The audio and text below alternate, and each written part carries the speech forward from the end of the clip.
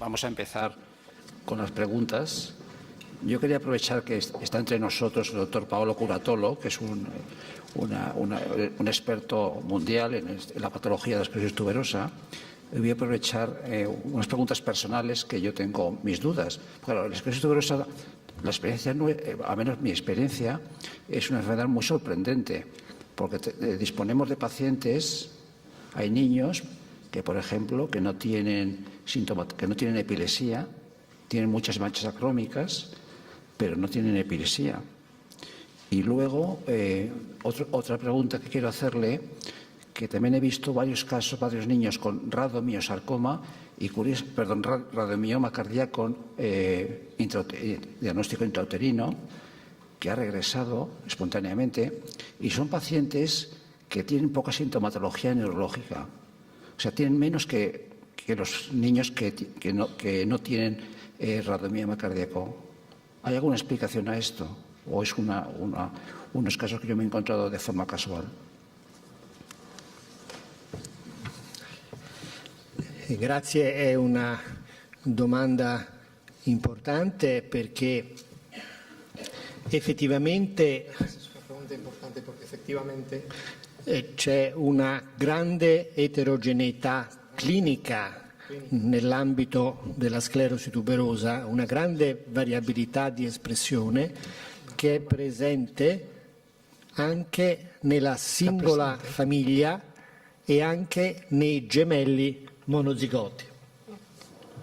Hay una gran heterogeneidad en la misma familia, incluso en heterocigotos. Está de acuerdo con la distinta heterogeneidad clínica.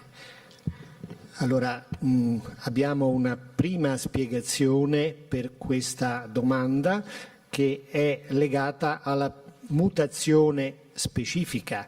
Sappiamo che ci sono oltre 1500 mutazioni e alcune sono accompagnate a scarso quadro neurologico, pochi tuberi e non crisi, ¿no? La posible explicación está en el hecho de que hay, además de los dos genes fundamentales, 1500 otras mutaciones que pueden tener un efecto clínico, pero muy, muy limitado.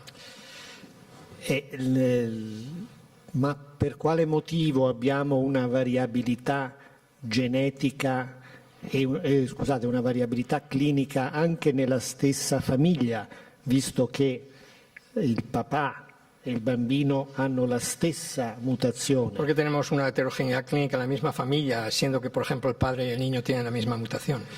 Una spiegazione è che entrano in gioco altri geni modificanti. La explicación es que pueden actuar otros genes modificadores.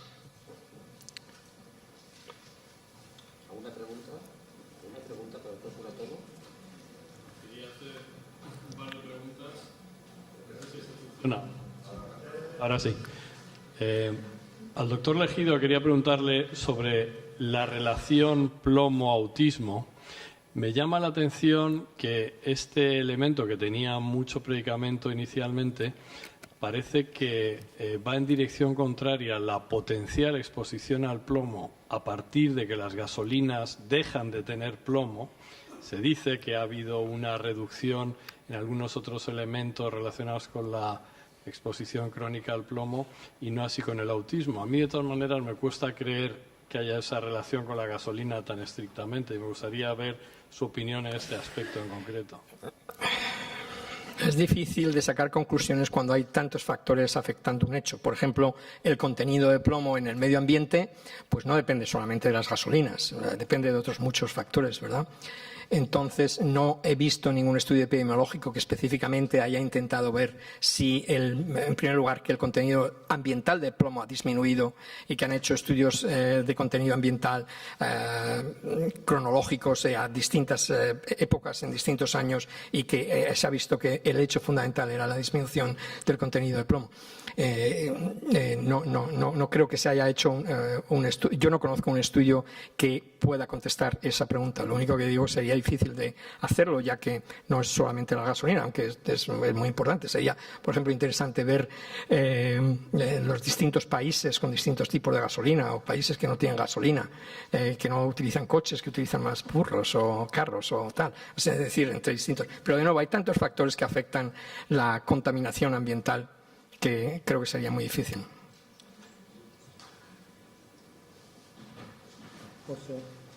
Posso fare un commentario? ¿Puedo hacer un comentario? No. Sì.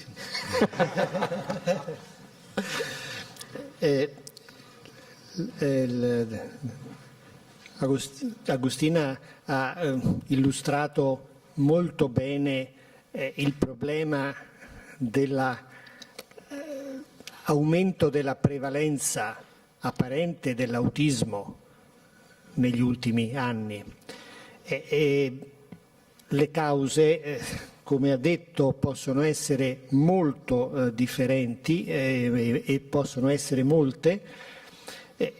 Certamente la capacità di diagnosi, la maggiore consapevolezza e certamente la classificazione nell'ambito dell'autismo e non nell'ambito di disturbi del linguaggio, del ritardo dello sviluppo o delle sindromi che non erano messe nell'ambito dell'autismo, può essere una delle cause.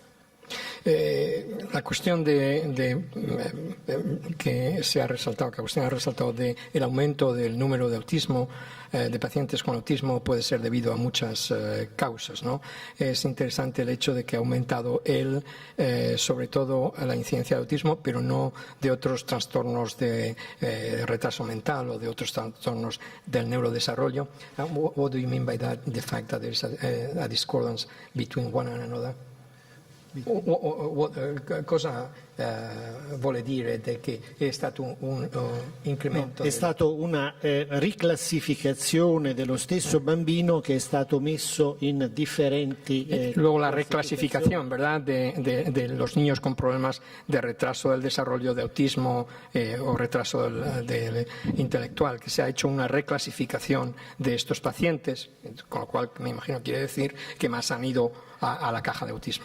Ma tutte queste ragioni messe insieme non giustificano, non spiegano totalmente questo incremento di prevalenza. Pero todas estas razones puestas todas juntas no explican por sí mismo el aumento de la prevalencia. Si discute molto, ma diciamo negli ultimi 30 anni quello che è realmente cambiato non possono essere le mutazioni genetiche. Se discute mucho en los 30 últimos años qué es lo que ha cambiado, no puede ser las mutaciones genéticas. Perché le mutazioni genetiche ci mettono centinaia di anni. Porque las mutaciones genéticas suceden muchos años, hace cientos de años antes, ¿no? No durante los últimos 30 años. Ma certamente sono cambiati alcuni fattori epigenetici e ambientali, come ad esempio l'età più avanzata dei genitori, l'aumento dei parti cesarei, certamente. Pero sí que han cambiado otra serie de aspectos epigenéticos y ambientales, como puede ser la edad materna, la edad de los padres. L'aumento del taglio cesareo, della sezione cesarea, che è legata all'ossitocina. El aumento de las cesáreas, que está unida a la oxitocina. E naturalmente la contaminazione ambientale. Naturalmente la contaminazione ambientale. Io credo che è molto difficile studiare il contributo singolo di tutti questi fattori, ma non credo che ci sia solo un fattore, ma è l'insieme di tanti piccoli fattori che agiscono su un cervello geneticamente vulnerabile per la mutazione. No cree que haya un factor único, pero la actividad de múltiples factores que afectan luego los genes que participan en el desarrollo del cerebro. And the interactions, yes? La interazione di tutte queste. Interazione tra i fattori genetici, epigenetici e ambientali. Son la interacción de los factores genéticos, epigenéticos y ambientales. Yo en el resumen he puesto, yo creo, no puedo explicar mi opinión personal basada en nada más que en una opinión personal, ¿no? Que no creo que las justificaciones para tener una mayor sensibilidad diagnóstica, etcétera, expliquen solamente eso, el aumento de la frecuencia, ¿no? de la prevalencia. Y yo creo que hay otros factores, lo cual estaría un poco más de acuerdo con lo que dice el doctor Curatolo. Io sono d'accordo con te. Sí, para el doctor Legido, al hablar de las mitocondrias y los estudios mitocondriales, por si puedes explicar un poco el estudio que hicimos con los niños de la Fundación Síndrome de West, ya que estamos en este entorno, y si encontrasteis algo significativo que veas que podamos seguir avanzando por ahí. Eran pocos pacientes, ¿verdad? Creo que eran 10 pacientes. Lo que vimos en los niños con West, de aquí de la Fundación, es que había una gran incidencia de alteraciones mitocondriales, un 28%, que es bastante alta en relación con los estudios que se han publicado. Hay algunos casos reportados o pequeñas series en las que han sugerido que, sobre todo aquellos pacientes que presentan con estatus epilépticos y pacientes con síndrome de West, pueden tener una gran incidencia de anomalías mitocondriales, pero este era el primer estudio de un grupo significativo. No tenemos toda la información dentro de estos pacientes. No eran 10 pacientes, eran más. Y 10, que era el 28%, tenían las alteraciones mitocondriales. No tenemos los datos de entre estos niños si había una diferencia entre aquellos que tenían autismo y aquellos que no tenían autismo. Y por eso al final no hemos publicado esto. Quizá nos tenemos que dar un jarro de agua fría y terminarlo. Yo tenía una pregunta para el doctor Legido. En relación a la teoría de las minicolumnas que explicaban la hipersensibilidad de los niños con autismo y el estudio que nos ha comentado en relación a la normal conexión corticotalámica, quería saber su opinión para los que trabajamos en rehabilitación con estos niños con autismo, si debemos seguir tratándolos a través de teorías como la integración sensorial y demás, o cree que debemos seguir investigando acerca de otras técnicas que vayan un poco en concordancia con estos hallazgos. Bueno, yo no soy un terapeuta y de esto seguro que tú sabes más que yo. Lo que he presentado no es un estudio en concreto, sino es una descripción de la realidad anatómica funcional del cerebro de los niños autistas. Yo te haría a ti la pregunta, es la cuestión, o sea, si tienes una situación en la que una estimulación sensorial va a producir una hiperrespuesta y las hiperrespuestas son malas, ¿qué es lo que ves tú con los niños con autismos cuando, qué tipo de terapia le haces? ¿Tú ves que con la terapia de estimulación, si es mucha estimulación, reaccionan peor? ¿Me entiendes? Quiero decirte que la respuesta a tu pregunta probablemente la tienes tú mejor que yo. ¿Puedes comentar sobre esto, por favor? Micro.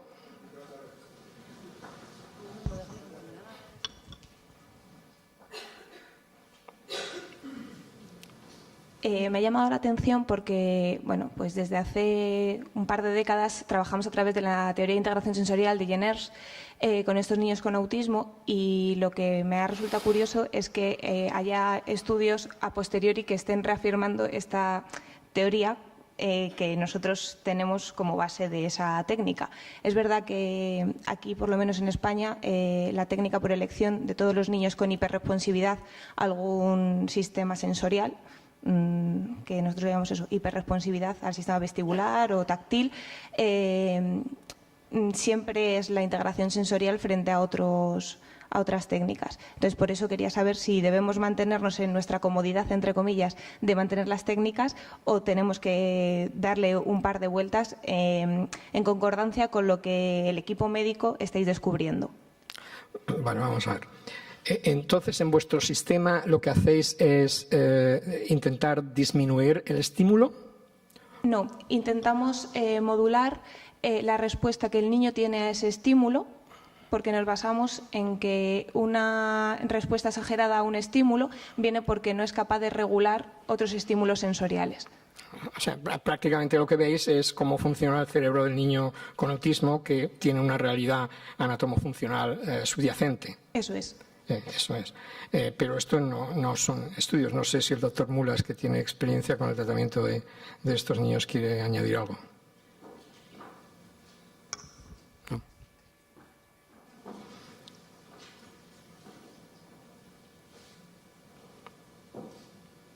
Gracias. Bueno, yo tengo la experiencia de mandar a los niños con trastornos autistas a los centros específicos que se dedican especialmente a esta terapia. Entonces hay que hacer un alegato para defender estos centros que tienen estas actividades específicas, porque hoy día se tiene tendencia a mandar a los centros de atención temprana, a los CEDIAT, que no creemos que tienen toda la capacitación suficiente para hacer una terapia específica, ¿no? Entonces esto es el chocolate para todos. Entonces yo creo que hay que defender a estas personas como ella y a otros centros que conocemos en nuestro ámbito de todo el Estado español, que sí que se dedican a los niños con TEA, ¿no? Entonces esto es lo que realmente da una especificidad y un valor. Y yo creo que, por supuesto, la actividad que hacen ellos no está contraindicada, porque bueno, la teoría de las minicolumnas es lo que justifica y ha querido explicar por qué los niños tienen este tipo de actitudes a veces rabietas y controladas, este control del sistema GABAérgico, pero eso no es suficiente motivo para no excluir la posibilidad de hacer una estimulación hipersensorial. Todos estos mecanismos de procesamiento sensorial que están alterados en estos niños, los terapeutas ocupacionales tienen también mucha labor que hacer, pero como digo, hay que, como siempre, procurar que la especialización sea la que da la clave muchas veces para que la eficacia de la terapia sea efectiva, ¿no? Nada más. Gracias. ¿Qué resultados veis vosotros Con la integración... con vuestro tipo de terapia? Bueno, yo soy terapeuta ocupacional y al final todos mis objetivos van en que el niño sea lo más independiente. Entonces, es verdad que nosotros conseguimos a través de este abordaje una disminución de la agresividad hetero-autoagresiva y mayor interacción con el entorno. Y, bueno, a piquitos, por decirlo de alguna manera, esa interacción se traduce en una independencia, por ejemplo, en el vestido o en el aseo. Gracias. ¿Alguna pregunta más?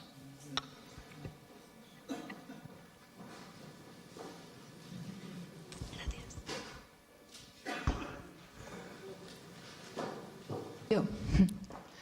Bueno, soy madre de 2 niños con autismo y pertenezco a un movimiento de emprendimiento social que nos dedicamos a concienciar sobre el medio ambiente, los tóxicos medioambientales, dónde están presentes.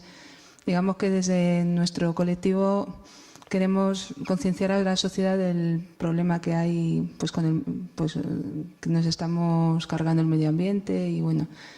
Entonces, el tema de tóxicos medioambientales y autismo lo tengo muy investigado. Y le quería un poco responder al doctor Mulas por el tema del plomo, qué relación hay entre el plomo y el autismo.